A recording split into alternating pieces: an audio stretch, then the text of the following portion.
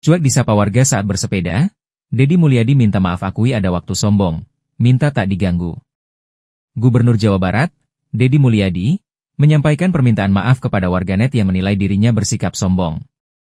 Hal ini buntut warga membagikan video merasa dicueki Deddy Mulyadi saat tengah bersepeda di pagi hari menyusuri area sawah di Lembur Pakuan tanpa didampingi ajudan.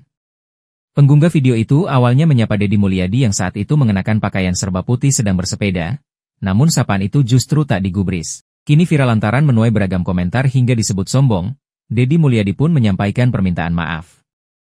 Rupanya hal itu sengaja dilakukan Deddy Mulyadi setiap pagi. Mohon maaf ya pada siapapun yang sering bertemu saya pada saat pagi. Saya bersepeda, dan mendengarkan musik pada saat bersepeda itu, kadang saya seperti kelihatan sombong, ujarnya melalui akun Instagramnya, Deddy Mulyadi, pada Senin, 2 Juni 2025. Diakui KDM, dirinya memang sombong di pagi hari karena tidak ingin diganggu oleh siapapun.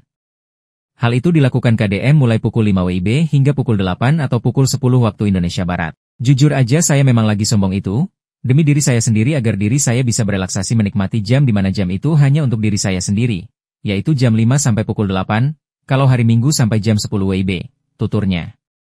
Sebab di luar jam itu, kata KDM, dirinya tidak bisa lagi menikmati waktu untuk dirinya sendiri.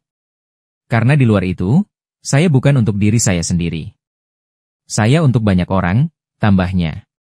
Maka dari itu, pagi hari adalah momen berharga yang ia gunakan untuk menjaga kesehatan dan kebugaran. Karena itulah satu-satunya waktu ia bisa menikmati waktu untuk dirinya sendiri.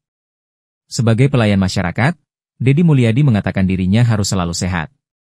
Meski demikian, ia menyadari bahwa sikapnya mungkin terlihat kurang ramah di mata publik. Oleh karena itu, ia menyampaikan permintaan maaf atas kesan yang ditimbulkan.